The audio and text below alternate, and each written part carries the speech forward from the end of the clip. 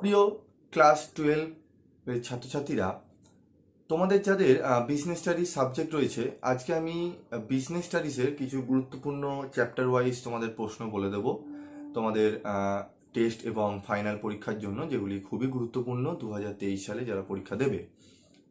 তো আমি PV study ক্লাসের পিভি স্যার, আমি কমার্স বিভাগের বিষয়টি দেখি এবং পড়াই, এবং অন্যান্য আর্টসের যে সাবজেক্টগুলো রয়েছে, বিভিন্ন স্যারের ম্যাডামরা রয়েছেন, তাদের সঙ্গে আলোচনা করেই আমি তোমাদের সামনে তুলে ধরি।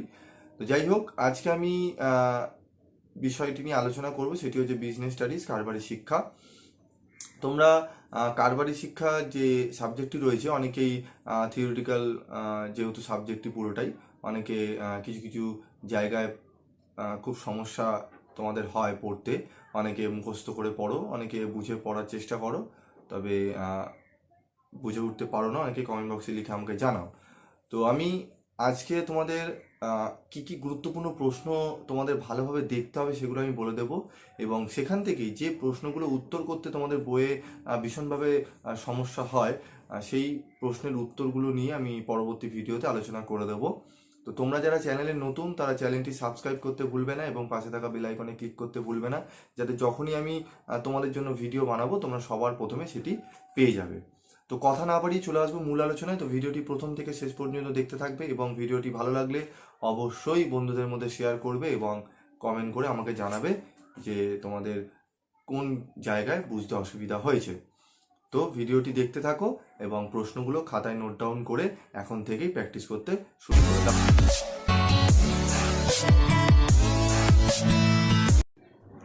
তো দেখো, বিজনেস স্টাডিজের কী কী গুরুত্বপূর্ণ চ্যাপ্টার ওয়াইজ প্রশ্নগুলো আমাদের দেখে যেতে হবে 2022 টেস্ট পরীক্ষা এবং 2023-এর ফাইনাল পরীক্ষার জন্য। তো দেখে নেব। তো দেখো, important VVI question second chapter থেকে। আমাদের ফার্স্ট চ্যাপ্টার থেকে শুধু ছোট প্রশ্ন আসে, তাই সেই ফার্স্ট চ্যাপ্টারটি আমাদের শুধুমাত্র ছোট প্রশ্নের জন্য পড়তে হবে, বড় প্রশ্ন সেখান থেকে কিছু আসে না। তো সেকেন্ড চ্যাপ্টার থেকে আমাদের একটি 4 নম্বরের প্রশ্ন, বড় প্রশ্ন আসে। তো তার জন্য আমাদের কী কী প্রশ্ন ভালোভাবে দেখতে হবে সেগুলি দেখে নেব। তো দেখো, 1 নম্বর প্রশ্ন, টেলরের বৈজ্ঞানিক ব্যবস্থাপনার সুবিধা অসুবিধাগুলি লেখো। State the advantages and disadvantages of Taylor scientific management. ব্যবস্থাপনা নীতির গুরুত্ব আলোচনা করো। Discuss the importance of principle of management.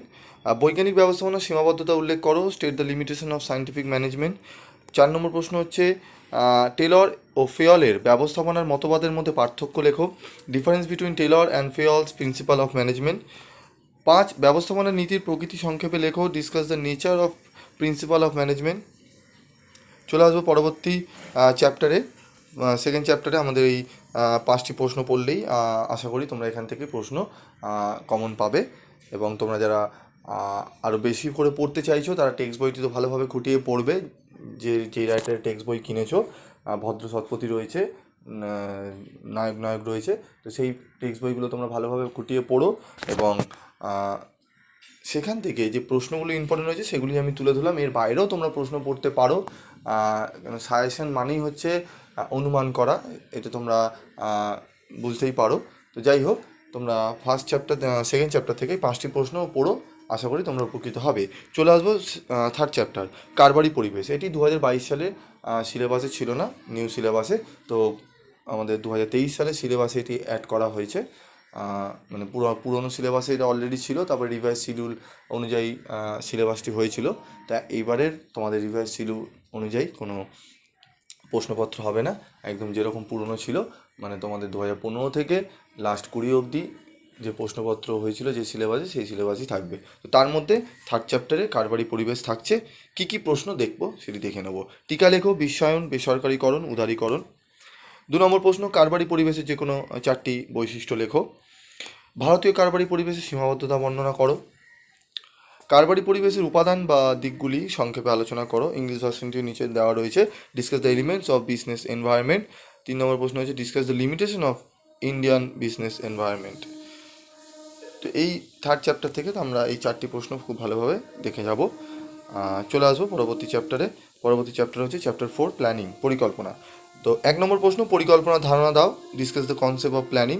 2 নম্বর হচ্ছে, পরিকল্পনার সীমাবদ্ধতা আলোচনা করো। Discuss the limitation of planning. 3 number হচ্ছে, পরিকল্পনার উপাদানগুলি আলোচনা করো। Discuss the elements of planning. 4 হচ্ছে, নিয়ম ও কার্য কর্মপদ্ধতির মধ্যে পার্থক্য লেখো। Difference between rule and method. 4 number প্রশ্ন গেল। এরপর 5 নম্বর প্রশ্ন হচ্ছে পরিকল্পনা প্রক্রিয়ার ধাপগুলি আলোচনা করো। Discuss the process of planning. 6 number প্রশ্ন উদ্দেশ্য ও নীতির মধ্যে পার্থক্য লেখো। Difference between objectives and principles. তো চলে আসবো আমরা পরবর্তী চ্যাপ্টারের নাম হচ্ছে অর্গানাইজিং, সংগঠন। তো সংগঠন থেকেও আমাদের একটি 4 নম্বরের প্রশ্ন আসে। তো কী প্রশ্ন তার জন্য পড়তে হবে সেটি দেখে নেব। তো সংগঠনের ধারণা দাও, give an idea of organisation. 2 number প্রশ্ন সংগঠন প্রক্রিয়ার বৈশিষ্ট্য আলোচনা করো। Discuss the features of organisation. 3 number হচ্ছে কার্যভিত্তিক সংগঠনের বৈশিষ্ট্যগুলি উল্লেখ করো। Mention the characteristics of functional organisation. 4 number প্রশ্ন বিভাগীয় সংগঠনের সুবিধাগুলি আলোচনা করো। Write the advantages of departmental organisation. 5 number প্রশ্ন বিকেন্দ্রীকরণের গুরুত্ব আলোচনা করো। Discuss the importance of decentralisation. চলে আসবো 6 নম্বর প্রশ্ন ভার অর্পণের নীতিগুলি আলোচনা করো। 7 নম্বর প্রশ্ন কার্যভিত্তিক ও বিভাগীয় ভিত্তিক সংগঠন কাঠামোর মধ্যে পার্থক্য লেখো। ফাংশনাল অর্গানাইজেশন অ্যান্ড ডিভিশনাল অর্গানাইজেশনের মধ্যে কী ডিফারেন্স রয়েছে সেগুলি একটু আমাদের জেনে নিতে হবে।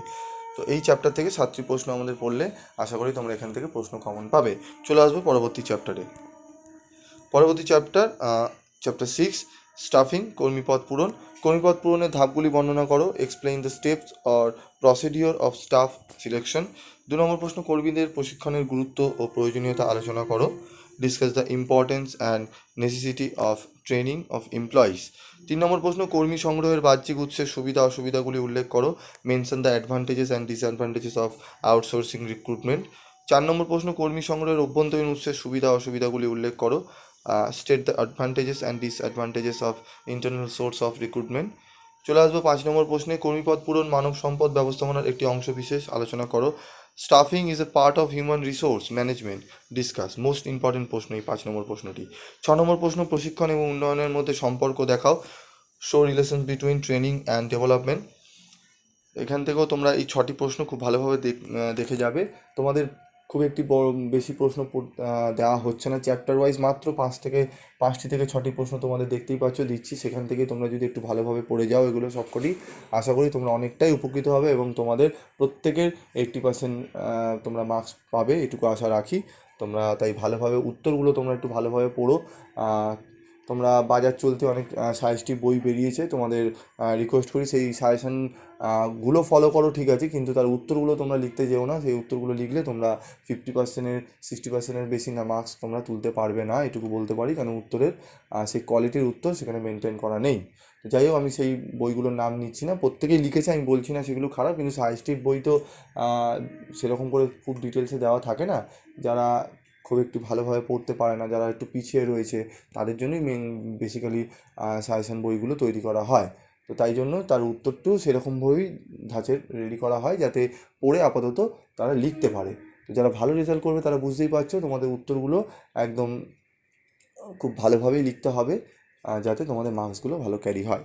তো তার জন্য তোমরা যারা সামনাসামনি রয়েছো, অনলাইনে বা অফলাইনে আমি পড়াই, তোমরা উত্তরের আমি কিছু তোমাদের চ্যানেলে দেওয়া রয়েছে, তোমরা দেখলেই বুঝতে পারবে যে এখানে উত্তরগুলো কী ভাবে তোমাদের সামনে তুলে ধরা হয়, এবং আমার বোর্ডের ইনস্ট্রাকশন অনুযায়ী কিওয়ার্ড অনুযায়ী তোমাদের উত্তরগুলো করে দেওয়া হয়, যাতে এই উত্তরগুলো লিখলে তোমরা ফুল মার্কস ক্যারি করে নিতে পারবে। তো যারা তোমরা পড়তে ইচ্ছুক, যারা সামনাসামনি রয়েছে, আসতে পারবে অফলাইনে, তারা আমার সঙ্গে যোগাযোগ করো। তোমরা ভিডিওর প্রথমেই দেখবে আমি তার মধ্যে আমার নাম্বার দেওয়া রয়েছে, তোমরা সেখানে ফোন করো। কমার্স বিভাগের যত্ন সহকারে এখানে পড়ানো হয়, তোমরা আসলেই বুঝতে পারবে যে ডিফারেন্সটা কীরকম এখানে পড়ানো হয়। তো যাই হোক, চলে আসবে এরপর পরবর্তী চ্যাপ্টার 7 ডাইরেক্টিং, নির্দেশনা বা নির্দেশদান। এখান থেকেও 4 নম্বরে একটি প্রশ্ন আসে। তো কী প্রশ্ন তার জন্য পড়তে হবে দেখে নেব। নির্দেশনার সংজ্ঞা দাও, নির্দেশনার গুরুত্ব আলোচনা করো। Definition of directing. Discuss the importance of directing. 2 number প্রশ্ন নির্দেশনার বিভিন্ন উপাদান বা বিষয়গুলি উল্লেখ করো। Mention the essential elements of directing. 3 number হচ্ছে মাসলোর চাহিদার ক্রমস্তর তত্ত্ব সংক্ষেপে ব্যাখ্যা করো। মোস্ট ইম্পর্টেন্ট এই 3টি প্রশ্নের মধ্যে আমার মনে হয় একটি প্রশ্ন তোমরা বোর্ডেই পাবে। তো যাই হোক, এই 3টি প্রশ্ন পড়ে যাও, এবং এর সাথে তোমরা আরও প্রশ্ন যেগুলো পড়ে যাবে। 4 নম্বর প্রশ্ন হচ্ছে নির্দেশনা ও তদারকির মধ্যে পার্থক্যগুলি লেখো। 5 জ্ঞাতকরণের প্রতিবন্ধকতাগুলি আলোচনা করো। Discuss the various of communication, difference between directing and supervision. Number প্রশ্ন, একজন ভালো বা উত্তম নেতার গুণাবলী সংক্ষেপে লিপিবদ্ধ করো। Qualities of a good leader. নির্দেশনার বৈশিষ্ট্যগুলি উল্লেখ করো। This is the features of directing. তো এই 7টি প্রশ্ন আমি দিলাম, তার মধ্যে থেকে 1 থেকে 3 এবং 6 এবং 7 প্রশ্নটি খুবই গুরুত্বপূর্ণ। এই 5টি প্রশ্ন তো কোনো মতেই তোমরা ছেড়ে যাবে না, অবশ্যই এই 5টি প্রশ্ন তোমরা ভালোভাবে করবে। এবং তোমরা যেখানে তোমরা প্রাইভেট টিউটরের কাছে পড়ছো এবং স্কুল কলেজে যেখানে স্কুলে পড়ছো, সেখানে স্যার ম্যাডাম যে তোমাদের প্রশ্নগুলো পড়তে বলেছেন সেগুলো অবশ্যই তোমরা দেখে যাবে। তার সাথে তোমরা এই প্রশ্নগুলো খুব ভালোভাবে দেখে যাবে, তোমরা অনেকটাই উপকৃত হবে। তো চ্যাপ্টার 8-এ দেখো কন্ট্রোলিং, নিয়ন্ত্রণ, 4 মার্কসের কোশ্চেন। দেখো 1 নম্বর প্রশ্ন, নিয়ন্ত্রণের সংজ্ঞা দাও, ভালো নিয়ন্ত্রণ ব্যবস্থার বৈশিষ্ট্যগুলি আলোচনা করো। Definition of control, discuss the goods features of control. 2 number প্রশ্ন, নিয়ন্ত্রণের গুরুত্ব আলোচনা করো, discuss the importance of control. পরিকল্পনা ও নিয়ন্ত্রণের মধ্যে পার্থক্য লেখো, difference between planning and control. 4 number প্রশ্ন, পরিকল্পনা এবং নিয়ন্ত্রণের মধ্যে সম্পর্কটি বিবৃত করো, relation between planning and control. তো নিয়ন্ত্রণ থেকে এই 4টি প্রশ্ন পড়লেই তোমরা এখান থেকে একটি প্রশ্ন কমন পাবে। চলে আসবো 5 নম্বর প্রশ্ন, একটি ভালো নিয়ন্ত্রণ পদ্ধতির উদ্দেশ্যগুলি লেখো। এই প্রশ্নটিও খুবই গুরুত্বপূর্ণ, এই প্রশ্নটি একটু তোমরা দেখে নিতে পারো। Objective of a good control system. চলে আসবো এরপর পরবর্তী চ্যাপ্টারের নাম হচ্ছে চ্যাপ্টার 9, ফিনান্সিয়াল ম্যানেজমেন্ট, আর্থিক ব্যবস্থাপনা। তো প্রথম প্রশ্ন এখান থেকে আমাদের 6 নম্বরের প্রশ্ন আসবে। তো প্রথম প্রশ্ন হচ্ছে, কার্যকরী মূলধন কাকে বলে? কার্যকরী মূলধন নির্ধারণকারী বিষয়গুলি আলোচনা করো। What is working capital? Discuss the factors determining working capital. 3টি স্টার দেখতেই পাচ্ছ দিয়ে রেখেছি। চলে আসবো 2 নম্বর প্রশ্নে, স্থায়ী মূলধন ও কার্যকরী মূলধনের মধ্যে পার্থক্যগুলি লেখো, difference between fixed capital and working capital. 3 number প্রশ্ন, আর্থিক পরিকল্পনার বৈশিষ্ট্য ও গুরুত্বগুলি আলোচনা করো, discuss the features and importance of financial planning. 4 number প্রশ্ন, আর্থিক ব্যবস্থাপনার উদ্দেশ্য ও গুরুত্বগুলি আলোচনা করো, discuss the objectives and importance of financial management. 5 নম্বর হচ্ছে সুঠাম মূলধন কাঠামোর বৈশিষ্ট্যগুলি লেখো, write the features of sound capital structure.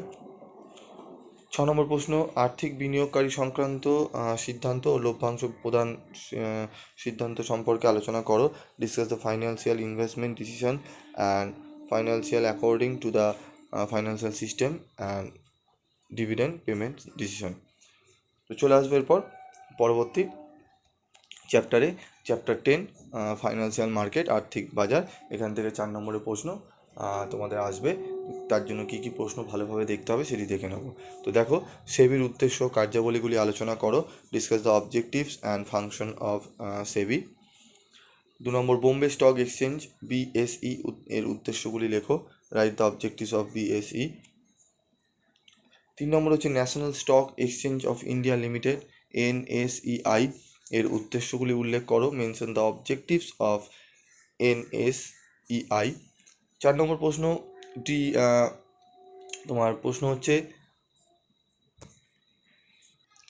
ডিমেটেরিয়ালাইজেশন or demat and depository বলতে কি বোঝো? এদের সুবিধাগুলি লেখো, what do mean by demat and depository, write the advantages. 5 number প্রশ্ন, টাকার বাজার কাকে বলে? টাকার বাজারে ব্যবহৃত দলিলপত্র ব্যাখ্যা করো, what is money market, briefly discuss the instrument in money market. চলে আসবো 6 নম্বর প্রশ্ন, পার্থক্য লেখো, ডিফারেন্স বিটুইন মূলধন বাজার ও টাকার বাজার, capital market and money market. 2 number প্রশ্ন হচ্ছে প্রাথমিক বাজার ও গৌণ বাজারের মধ্যে পার্থক্যগুলি লেখো, new issue market and share market. 7 নম্বর প্রশ্ন, শেয়ার বাজারের কার্যাবলী আলোচনা করো, discuss the function of share market. চলে আসবো এরপর পরবর্তী চ্যাপ্টার 11, মার্কেটিং ম্যানেজমেন্ট, বিপণন ব্যবস্থাপনা। এইখান থেকে তোমরা একটি 6 নম্বরের প্রশ্ন তোমাদের করতে বলা হয়। তো 6 নম্বরের একটি প্রশ্ন কমন পেতে তোমাদের কী কী প্রশ্ন ভালোভাবে দেখতে হবে সেটি দেখে নেব। বিপণন ব্যবস্থাপনার বিভিন্ন দর্শনগুলি সংক্ষেপে বিবৃত করো, discuss the marketing management philosophies. 2 number প্রশ্ন, সুদক্ষ বিক্রয়কর্মীর গুণাবলী বর্ণনা করো, briefly discuss qualities of a good salesman. 3 number প্রশ্ন, বিপণন মিশ্রণের উপাদানগুলি সংক্ষেপে বা সম্পর্কে আলোচনা করো, discuss the components of marketing mix. বিপণনের কার্যাবলীগুলি আলোচনা করো, discuss the function of marketing. 5 number, বিজ্ঞাপন কাকে বলে? বিজ্ঞাপনের সুবিধাগুলি উল্লেখ করো, what is advertisement, mention advantages of advertisement. 6 number প্রশ্ন, বিজ্ঞাপনের বিরুদ্ধে আপত্তিগুলি আলোচনা করো, discuss the objection against advertising. প্রচার ও বিজ্ঞাপনের মধ্যে পার্থক্য লেখো, difference between publicity and advertisement. তো চলে আসবে 8 নম্বর প্রশ্ন, বিজ্ঞাপন ও বিক্রয় বিদ্যার মধ্যে পার্থক্য লেখো, ডিস্টিং বিটুইন অ্যাডভার্টিজমেন্ট অ্যান্ড সেলসম্যানশিপ। আর 9 নম্বর প্রশ্ন, একটি পণ্যের মূল্য নির্ধারণের বিভিন্ন বিষয়গুলি সংক্ষেপে আলোচনা করো, briefly discuss different factors of pricing of A product. তো এই 11 নম্বর চ্যাপ্টার থেকে তোমরা 9টি প্রশ্ন পড়লে এখান থেকে তোমরা প্রশ্ন, যেহেতু এখান থেকে একটু বেশি দিলাম কেন এখান থেকে ইয়ার ভিত্তিক ওইভাবে প্রশ্ন আসে না, তো তাই বলবো তোমরা এই 9টি প্রশ্ন ভালোভাবে দেখে যেও, তাহলে তোমরা আশা করি এখান থেকে 6 নম্বর একটি প্রশ্ন তোমরা কমন পেয়ে যাবে। তো ভিডিওটি ভালো লাগলে অবশ্যই লাইক শেয়ার কমেন্ট করবে এবং অবশ্যই বন্ধুদের মধ্যে শেয়ার করবে, এবং তোমাদের অন্যান্য যে বিষয়ে সমস্যা রয়েছে সেগুলি আমাকে কমেন্ট বক্সে লিখে জানাবে, আমি তার সমাধান করে দেওয়ার চেষ্টা করব। তো দেখা হবে পরবর্তী ভিডিও ক্লাসে। সকলে ভালো থাকবে, সুস্থ থাকবে এবং খুব মনোযোগ সহকারে পড়াশোনা করবে। যদি কোনো সমস্যা হয় অবশ্যই তোমরা পিবি স্টাডি ক্লাসের সঙ্গে শেয়ার করবে। তো দেখা হচ্ছে পরবর্তী ভিডিও ক্লাসে।